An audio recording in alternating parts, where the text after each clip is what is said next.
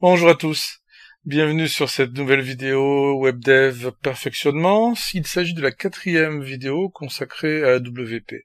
Nous avons déjà vu ce qu'était une page AWP, comment on l'a créée, à quoi elle servait, comment on gérait les contextes dans le cadre des pages AWP, comment on pouvait leur transmettre des paramètres par URL, et nous allons parler dans cette dernière vidéo des sessions pré-lancées en AWP. Alors d'abord, évidemment, nous allons expliquer les principes, savoir ce que c'est exactement, à quoi ça sert et comment on le fait, évidemment. Alors ce sera une vidéo relativement courte parce qu'il n'est pas très facile d'illustrer ce que je vais vous expliquer. C'est facile à comprendre, mais par contre, en illustration, c'est pas très parlant, comme vous le verrez. Donc je vous montrerai simplement comment ça s'active, mais on fera pas réellement de test avec ça. Alors qu'est-ce que c'est qu'une session pré-lancée? Eh bien, si vous vous souvenez ce qu'on a vu sur les pages AWP, elle présente à la fois des avantages et des inconvénients. L'avantage d'une page AWP, entre autres, c'est qu'elle est autonome. Elle peut être lancée à n'importe quel moment. On peut donc mémoriser son URL, elle peut être référencée par le moteur de recherche, etc. Mais on a vu aussi que quand on lançait une page AWP, du coup, il relançait à chaque fois, entre autres, le code d'initialisation du projet. Et c'est là que le problème peut se poser, puisque le code d'initialisation du projet peut être relativement long. Surtout si on imagine, par exemple, que dans le code d'initialisation du projet, on se connecte à une base de données, on ouvre des fichiers de configuration ou d'autres fichiers quelconques, etc. Donc ça peut être très long et ça peut bien sûr ralentir l'accès au site.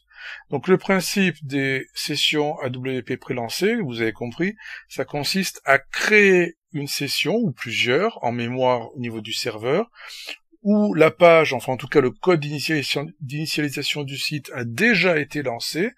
Comme ça, dès qu'un utilisateur essaye d'ouvrir une des pages AWP correspondantes, le code d'initialisation du projet ayant déjà été lancé, eh bien, on n'a pas besoin de l'attendre et on a directement la page AWP demandée qui va être créée et affichée au niveau du navigateur. Donc voilà l'idée. Voilà le principe, c'est vraiment accélérer l'accès aux pages AWP autonomes. Alors comment fait-on pour créer des sessions pré-lancées AWP? Vous allez voir que c'est pas très compliqué. Il faut simplement auparavant faire attention à certains points au niveau du projet. Donc je vais tout de suite ouvrir le projet pour vous montrer de quoi je suis en train de vous parler. Nous voilà revenus sur le projet, donc comme je vous disais, il s'agit d'un problème au niveau du code d'initialisation du projet. Si je prends le code d'initialisation du projet, qui ici, j'allais dire il est vide, pas tout à fait, il y a 2 lignes à l'intérieur.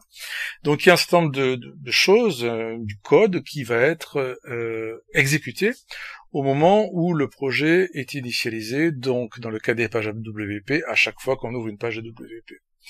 Et dans ce cas, il y a des choses qui ne fonctionneront pas, c'est-à-dire qu'il y a un certain nombre de fonctions qui ne peuvent pas ou qui n'ont pas besoin tout simplement d'être lancées à chaque fois qu'on lance une page. Donc elles sont incompatibles avec le mode de session pré-lancée AWP, en tout cas elles sont incompatibles avec le code d'initialisation du projet. Alors comment connaître ces fonctions et éviter de les utiliser, en tout cas à cet endroit-là? La première façon de faire, c'est tout bêtement d'aller regarder dans l'aide. Il y a une page d'aide spécifique à ce sujet. Je vais vous la montrer, on va l'ouvrir tout de suite, et on voit donc ici les sessions pré-lancées, donc il y a toute l'explication correspondant à plus ou moins ce que je vous ai expliqué jusqu'à présent. Et vous avez ici donc la liste des fonctions et des procédures qui ne sont pas compatibles avec le code d'initialisation du projet. Alors évidemment, il ne s'agit pas de les connaître par cœur, en fait, il y a plus simple, vous allez voir.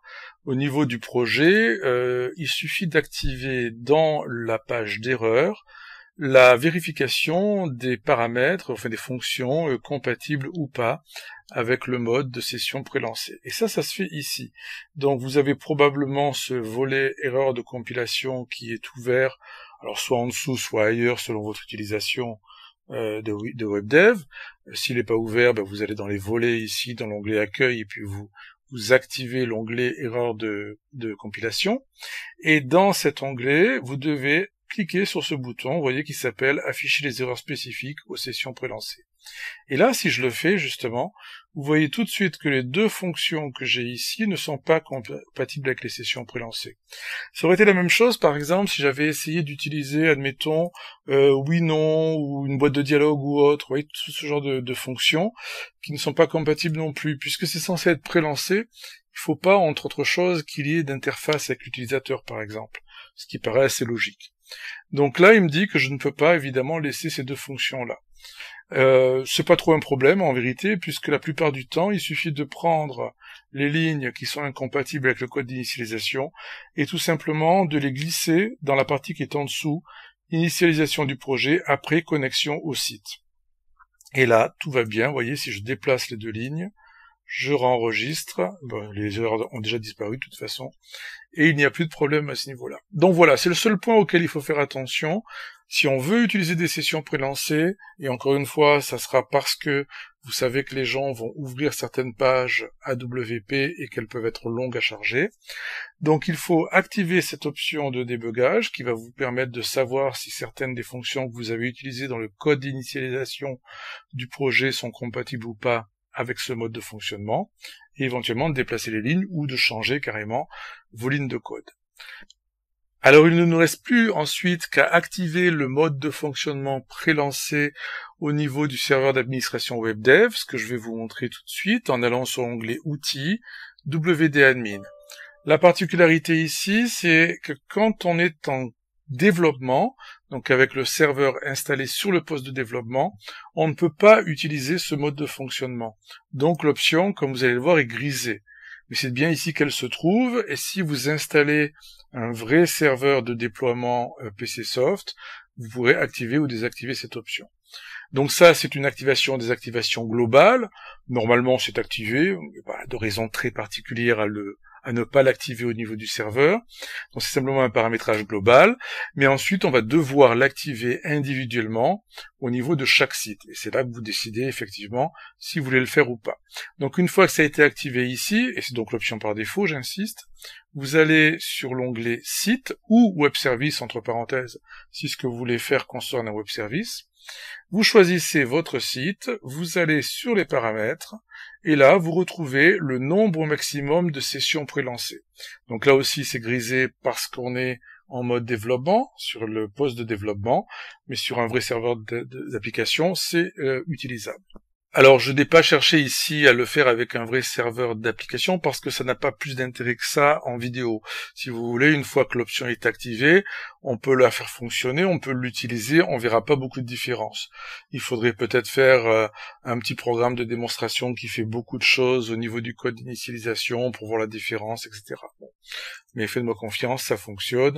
Vous pouvez le tester si dans votre site web, justement, vous avez du code important au niveau du code d'initialisation du projet. Donc c'est bien ici que vous activez l'option pour le site web en question en changeant la valeur de 0 à une valeur qui vous intéresse. Il n'y a pas de valeur magique, ça dépend du nombre de personnes qui se connectent à votre site, combien de personnes simultanément sont susceptibles de s'y connecter, etc. Donc là, il faut faire quelques essais, quelques tests pour trouver la valeur optimale.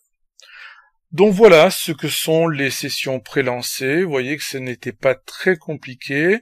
C'est vraiment spécifique aux pages AWP de manière à améliorer les performances lorsque les gens accèdent à une page particulière depuis une URL directe et que vous craignez que le code d'initialisation du projet ne ralentisse trop l'accès à la page. Voilà, je vous remercie de m'avoir écouté et je vous dis à très bientôt pour une prochaine vidéo. Au revoir.